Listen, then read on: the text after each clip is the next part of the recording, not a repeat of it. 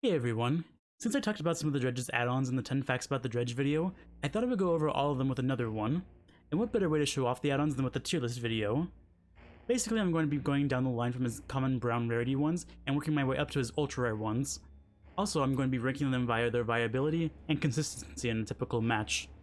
And before we begin the video, I'd like to say, if you want to support the channel, consider leaving a like and subscribing, as it can go a long way by putting a smile on my face. And if you'd like to see a certain killer's add-ons ranked similarly to this, I'm open to suggestions down below in the comments section. Anyways, without further ado, let's begin. We're going to start with the wooden plank add-on, and it gives you 25% more knifeful charges when you hook a survivor. By default, you get 20 charges for hooking a survivor, so with this add-on it increases to 25 total charges that you get whenever you hook a survivor.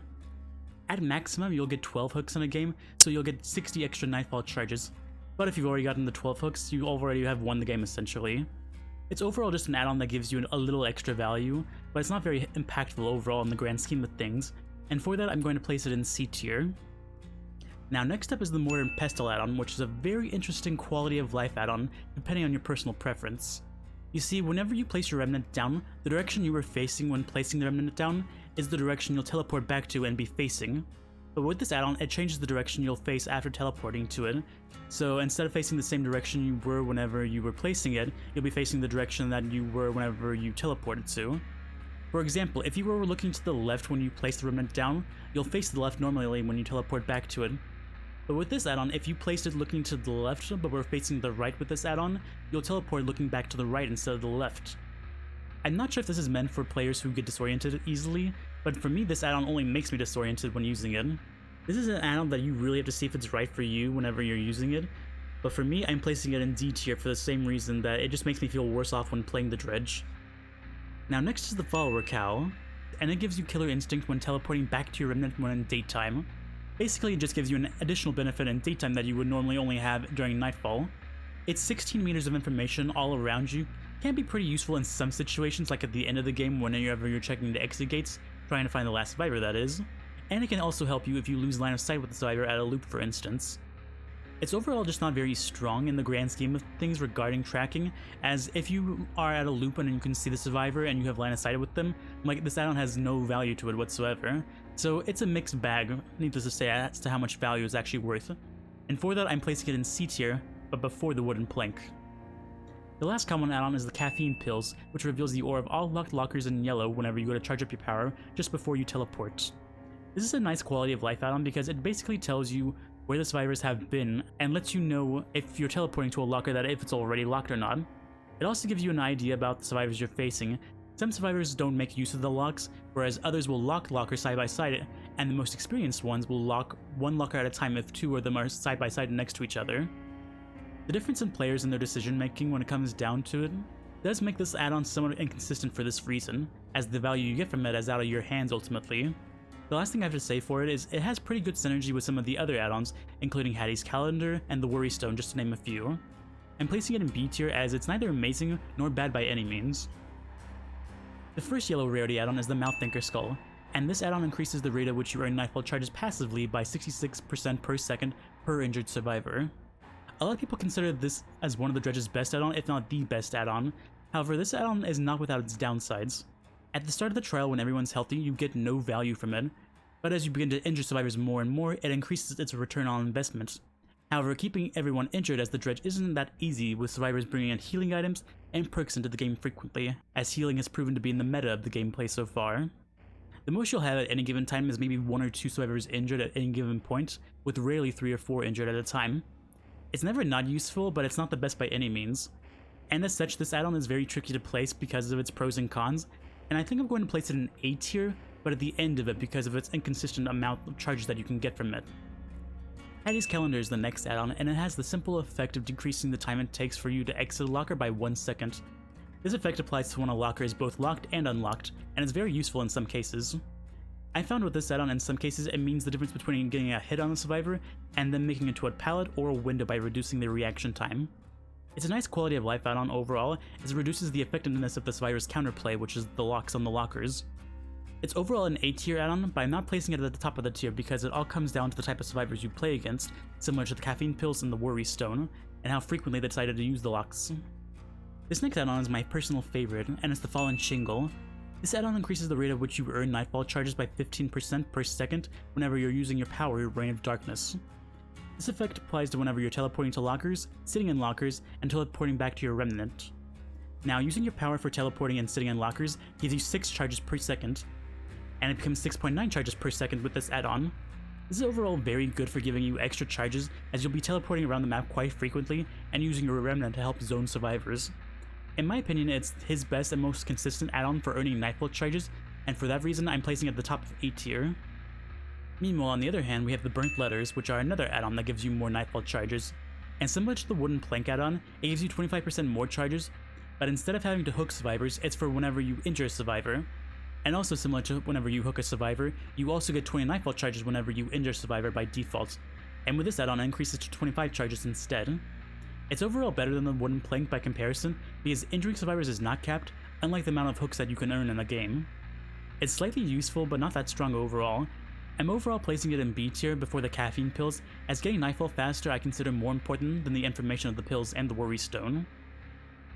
The last common add-on is the Air Freshener, and it simply gives you an extra token to teleport with. Now, having an extra token to teleport is never not useful, especially if during the teleport there's multiple lockers in the direction you're trying to teleport to, like on some maps like Larry's Memorial Institute, and you have to waste a token in order to get past those few lockers blocking you from your final destination. Also, after doing some testing, I found out with this add-on, even though you have an extra token, it doesn't increase or change the time that your power is on cooldown after you finish your teleport ability, or after you teleport back to your remnant. And that's a pretty good bit of information to find out right there. Now, will you always use the 4th token to teleport with? Not usually, but it's one of those add-ons that it's better to have and not need than need and not have, and for that reason, it's going at the beginning of B tier. Now, for the green add-ons, we begin with the Worry Stone, and it has the simple effect that it reveals the aura of survivors who have recently locked a locker for 6 seconds. And this aura reading can be useful in some situations. However, similar to the Caffeine Pills, it's entirely in the survivor's hands and how much value you can get from it, as you'll either have survivors who lock every lock they encounter, the ones who don't even bother to use them, or the experienced ones who will lock only one lock at a time if they're next to each other. And the aura rating can be useful if you haven't found anyone to chase, but can also be wasted if you're already chasing someone and you see another survivor after they lock a lock. And for that reason, like the Caffeine Pills, I'm placing it in B tier, but behind the Caffeine Pills, as I consider the locker information more useful, as knowing which locks to break is very important compared to actually seeing a survivor for a few seconds sporadically. Now next is the War Helmet, which increases the duration of Killer Instinct while in Nightfall by 1.5 seconds. When you're in Nightfall, you get Killer Instinct whenever you teleport to a locker, or your remnant when a survivor is nearby. Now, Killer Instinct add-ons are just overall not very good on any killer, especially with the low duration increasing amount. I would place it in a higher tier if it didn't require you to be in Nightfall, so you could combine it with the Follower's Cowl, but because it doesn't, I'm going to be placing it in D tier, but before the Mortar and Pestle, as it can be seen as providing some useful benefit, unlike the Mortar and Pestle. Now, what's really useful is the Ottomarian Writing, and it decreases the time it takes for you to gain your power back in daytime by 4 seconds. It overall reduces the default time you have to wait for your power, which is 12 seconds, down to 8 seconds. Now, if you play aggressively or use your power a lot, then this add-on is very useful as it lets you teleport again faster and use your remnant more often in chase. Also, as a side note, it helps you gain your power faster at the start of the trial, which is never not useful. It's overall very consistent across every match that you play, and for that reason, I'm placing it in S tier. Now, what's not an S tier add-on is the Destroyed Pillow, and this is the Ottomarian Writing's counterpart because it decreases the time it takes you to earn your power in Nightfall by 2.5 seconds. This add-on just isn't overall very useful because it requires you to be in Nightfall, and for the majority of the game you're going to be spending it in daytime, in which the Ottomarian Writing is the superior of the two. Also, you already gain your power back faster in Nightfall after you use it, so it doesn't have as strong as an impact as the Ottomarian Writing would like in daytime. And for these reasons, I'm placing it at the beginning of D tier. It's not good by any means, but it's better than the War Helmet and the Mortar and Pestle add-ons. And for the last green add-on, we come to the Broken Doll, and it extends the duration of Nightfall by 20 seconds. By default, Nightfall lasts for 60 seconds, so with this add-on it becomes 80 seconds instead. It's a never not useful sort of add-on, as the increased duration of Nightfalls means you'll have your faster increased recovery time while in Nightfall, and you also get to keep your Killer Instinct ability for 20 more seconds while using your power. However, it does require that you get to Nightfall first in order for this add-on to come into play, unless you were to say combine it with the Field Recorder add-on. And for this reason, this is sort of an add-on that you can just slap on and forget about, but you will notice the increased duration because of its noticeable duration increase. and for that reason I'm placing it in A tier, but towards the back of the tier, as you never know how many times you'll actually be able to trigger Nightfall in a game.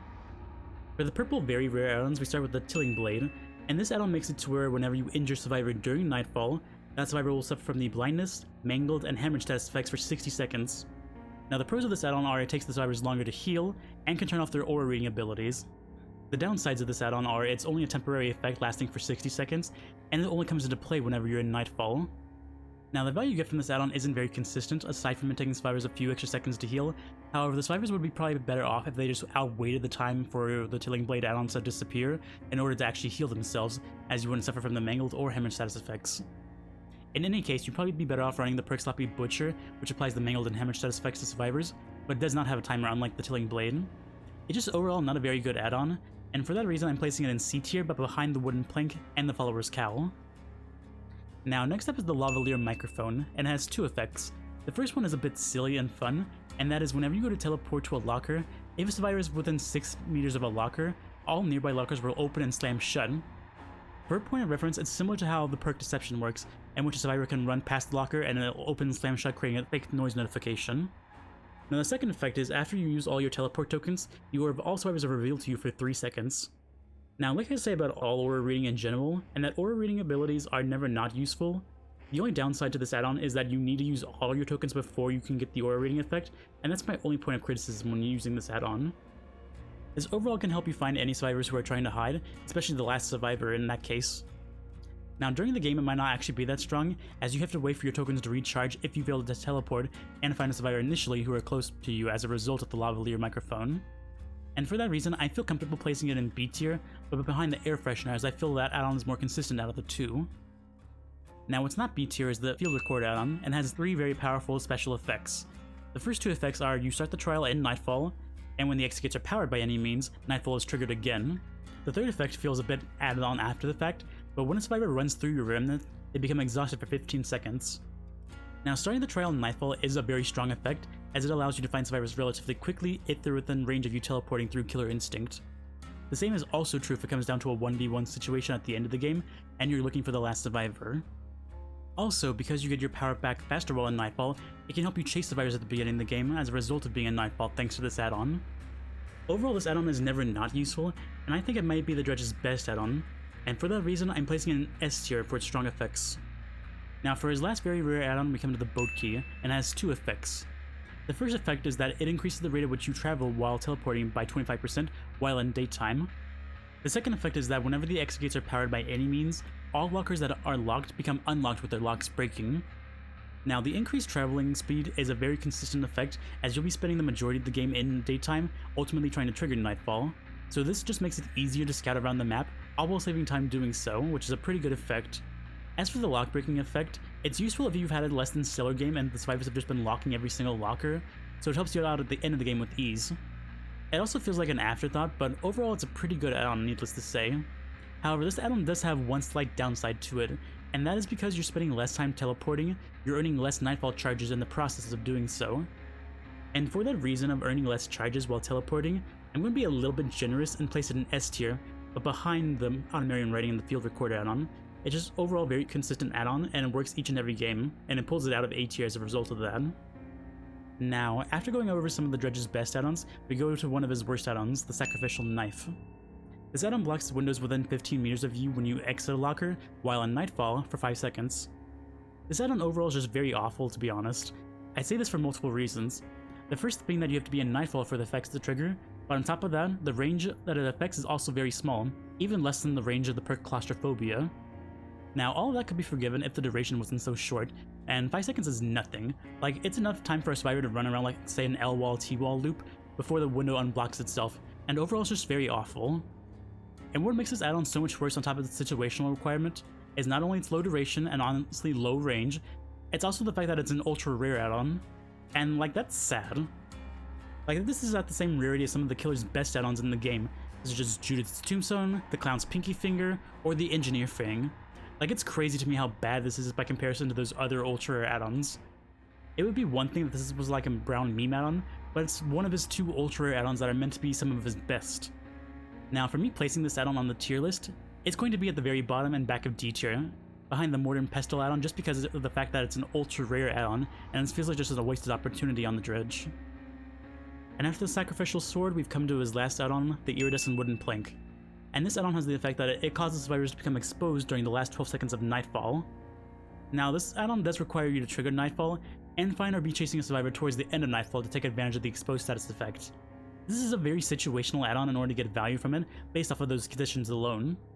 Now, if you were to combine it with the Field Recorder add-on, you could at least guarantee 2 opportunities to take advantage of the Iridescent Wooden Plank.